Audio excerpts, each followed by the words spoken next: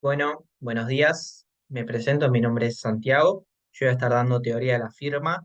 También voy a estar dando monopolio, pero bueno, eso lo vamos a ver en la segunda parte de la materia, cuando ya pasemos el primer parcial. Yo cursé el cuatrimestre pasado con Pablo, así que bueno, algunas cosas las tengo más al día, así que les voy a dar algunos consejos durante la clase que les pueda servir, tanto teóricos como prácticos de lo que me tomaron a mí. Y bueno, la modalidad de la clase va a ser virtual asincrónica, tanto esta como la de Monopolio. Y separé la clase en dos videos. Un primer video vamos a ver la parte teórica. Obviamente no vine a sustituir, sino más bien a complementar lo de Pablo. Les recomiendo que lean las filminas de Pablo y también que vean el libro que Pablo recomienda, porque normalmente a veces saca alguna que otra pregunta de ahí. Normalmente también lo dice durante la clase. A mí me tomaron, por ejemplo, la teoría del consumidor. La diferencia era entre sustitución bruta y sustitución neta, me parece. Así que eso estaba en los libros, lo dijo en clase y bueno, les recomiendo que lo vean. Obviamente, esta presentación teórica es más bien para llevarlo al plano, algunos conceptos que están en la filmina y después la podamos aplicar a la parte práctica. La segunda parte, vamos a hacer ejercicios. Preparé unos pares, algunos se los dejé a ustedes. Así que, bueno, empezamos. Vamos a ver la firma. Vamos a seguir en un supuesto muy importante, el mismo supuesto que tenían en teoría del consumidor. Vamos a seguir en competencia perfecta. Por lo menos toda esta primera parte vamos a seguir con competencia perfecta. Digo, esta primera parte ya sea equilibrio general y equilibrio parcial también. La segunda parte ya van a ver fallos de mercado cuando vean monopolio, Stackelberg, bueno, bastantes cosas. Este supuesto es importante y ustedes ya lo vienen viendo desde el CBC, ¿sí?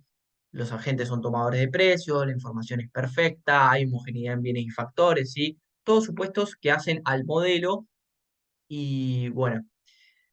¿Qué vamos a tener en la firma? Vamos a tener que el propietario del capital va a tener que tomar decisiones de producción que lo lleven a maximizar sus beneficios.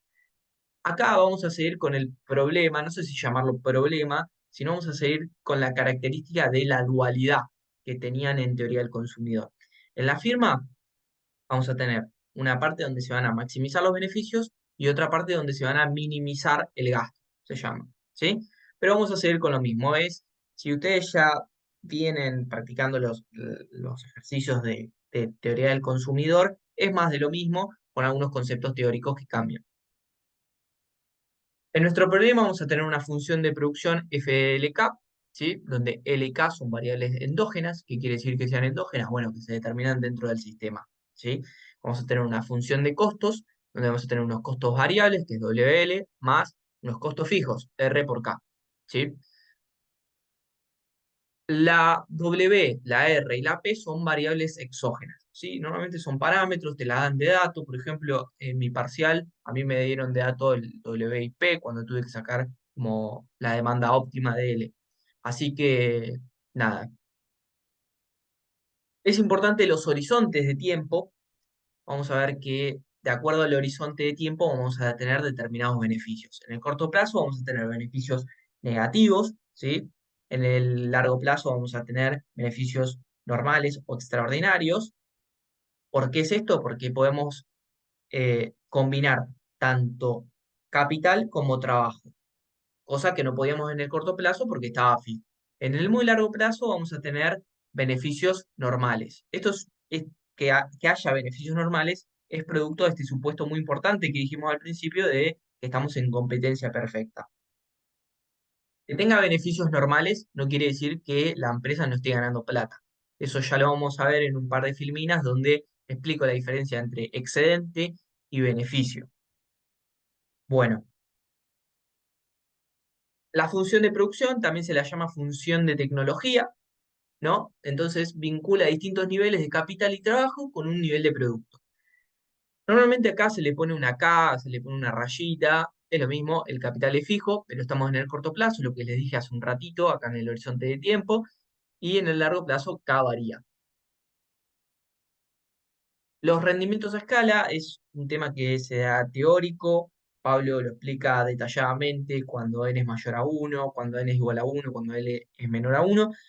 Lo que nos va a importar a nosotros para los casos prácticos es que vamos a poder maximizar aquellas que tienen algunos casos cuando n es igual a uno, cuando n es menor a uno las podemos maximizar, pero cuando n es mayor a uno no se pueden maximizar, ¿sí? Entonces, cuando es igual a uno a veces. Cuando es menor a uno siempre, ¿sí?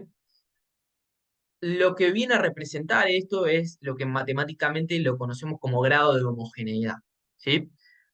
Bueno, la función de beneficio se la llama con la letra pi, donde vamos a tener el ingreso total, que es P por la función de producción, menos el costo variable, menos el costo fijo, ¿sí?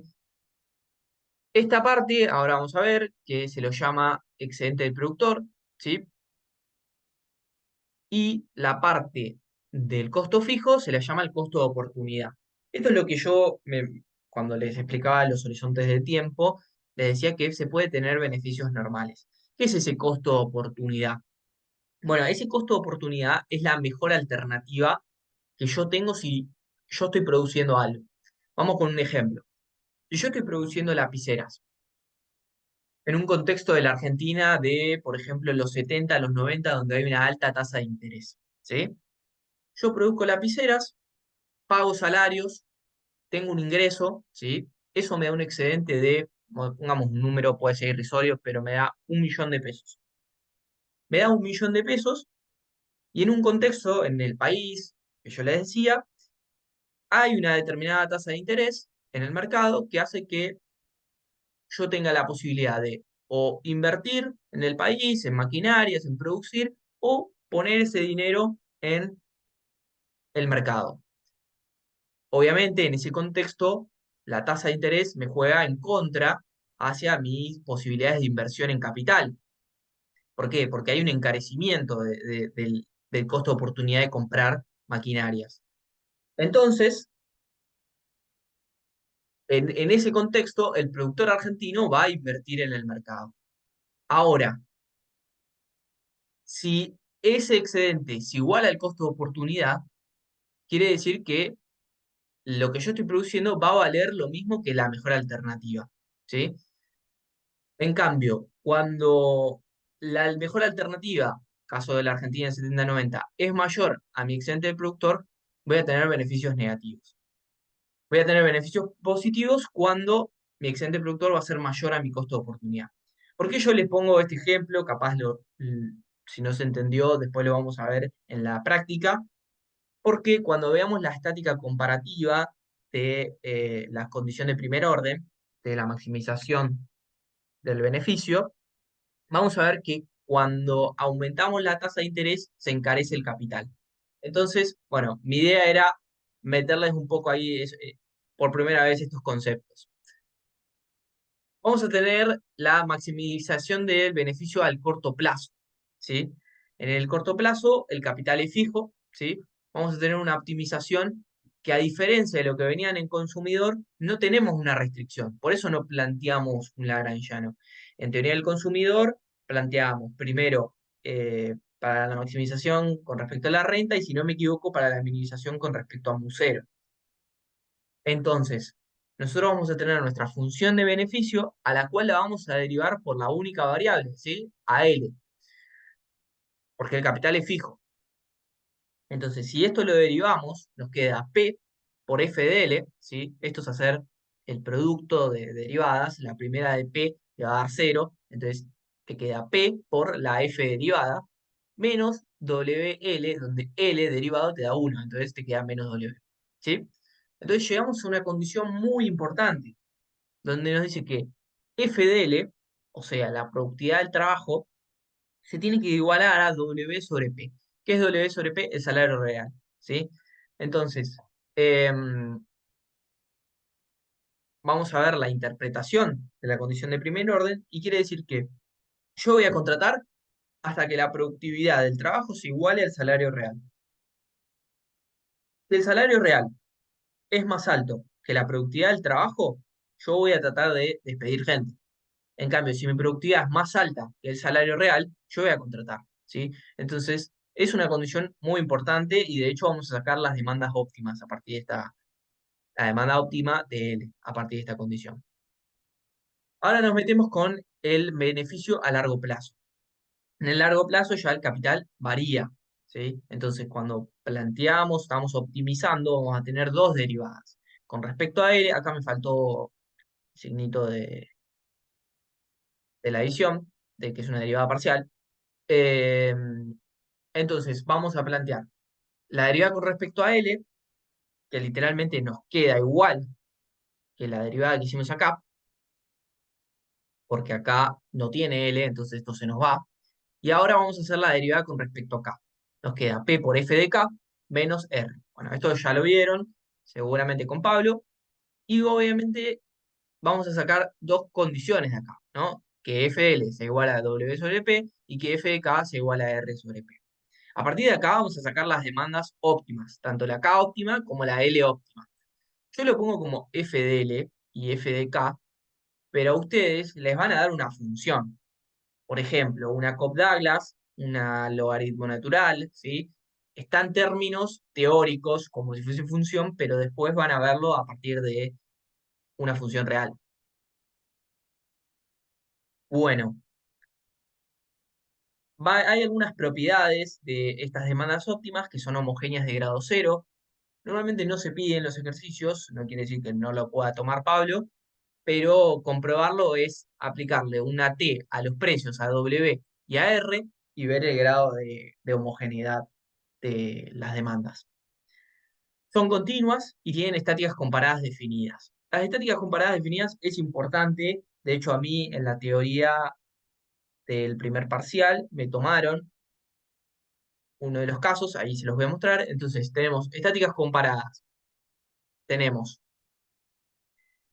que cuando aumenta el salario, la demanda óptima de L, o sea, la demanda de trabajo, va a disminuir, lo cual es lógico, es lo que dijimos acá.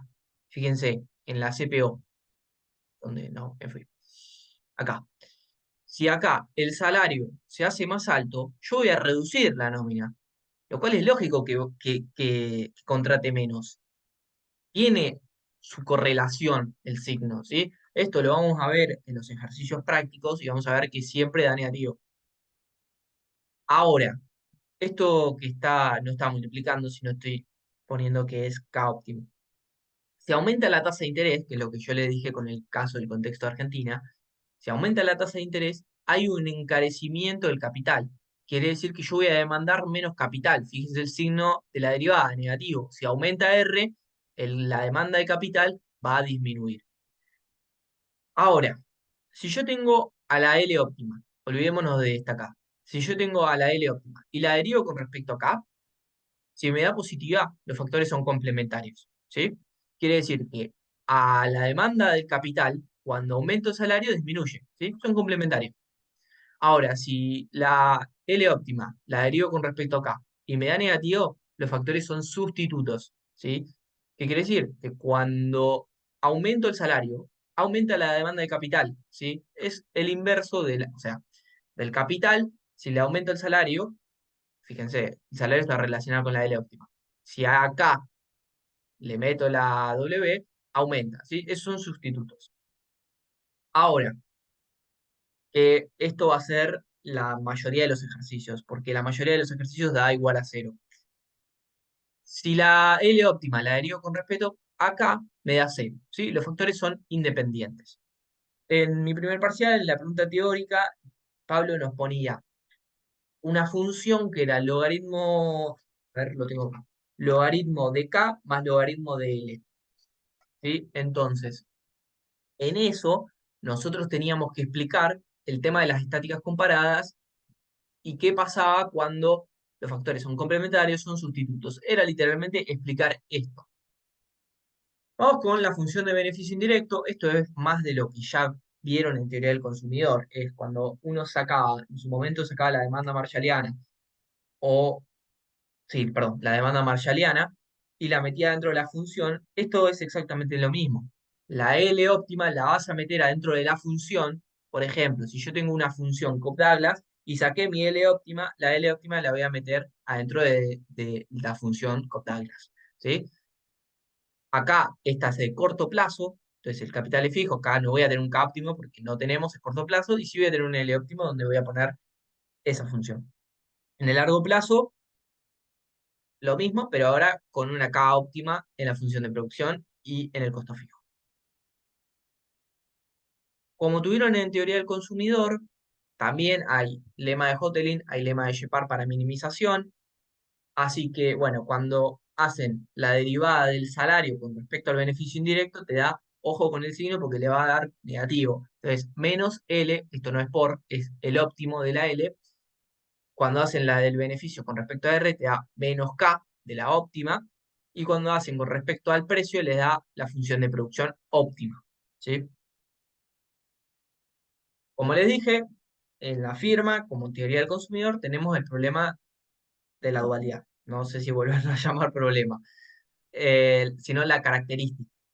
Entonces, ahora sí vamos a tener una optimización restringida. Para los que están haciendo mate para economistas, tenemos una restricción, entonces vamos a aplicar un Lagrangiano, lo que venían haciendo en teoría del consumidor. Vamos a tener a los costos y en la restricción vamos a tener Q0, ¿sí? ¿Por qué es Q0? Porque yo quiero arribar a un determinado nivel de Q0 realizando el menor desembolso monetario posible, ¿sí? Lo mismo que hacían en teoría del consumidor, derivando en su momento, si no me equivoco, era con respecto a X1 y X2, o Y1 y X1, y lambda, tenían tres derivadas. Entonces acá hacen lo mismo, pero con respecto a L, K y lambda. Esta es la derivada, yo acá me faltó, pero tendría que haber puesto la derivada parcial de Lagrangiano con respecto a lambda, y esto te da W menos lambda por F de L, que sale de acá. W, L es 1 de la derivada, menos lambda por F de L. ¿Sí? Bueno, lo mismo con respecto a acá, la derivada de K es 1, R, menos lambda por F de K. Esto lo mismo que hicieron en la práctica pasada. Después te queda la tercera derivada, que es la restricción. Si yo despejo los lambdas, voy a llegar a una cierta característica que luego la igualamos y nos queda algo muy parecido a lo que teníamos en teoría del consumidor. En teoría del consumidor teníamos que la tasa marginal de sustitución era igual a TOP, al cociente de precios, le decíamos. Acá vamos a tener que la tasa de sustitución técnica se iguala a la tasa objetivo de cambio. Sigue siendo la misma aplicación. Entonces, ustedes pueden hacer como hicieron en teoría del consumidor, plantear el Lagrangiano y luego plantear las derivadas, o pueden plantear la tasa técnica, la tasa de sustitución técnica, igualarlo a TOP y sacar las demandas óptimas. Lo que quieran, ambas están bien. Como tuvieron en minimización del consumidor, van a tener una función de costo mínimo donde le van a meter las L mínimas, ya no son L óptimas, ¿sí? Son las L mínimas, nuestras demandas condicionadas. Entonces, las meten adentro de la función de costos, o sea, esta es el costo variable y esta es el costo fijo, van a meter la L mínima ahí. Y van a tener el lema de Shepard, como tuvieron también en minimización de consumidor, donde al costo mínimo lo derivas con respecto al salario, con respecto a R y respecto a Q0 y te da el L mínimo, la K mínima y el lambda mínimo. ¿Sí? Hasta acá sería toda la parte teórica. Ahora les voy a grabar la parte práctica y bueno, nos vemos.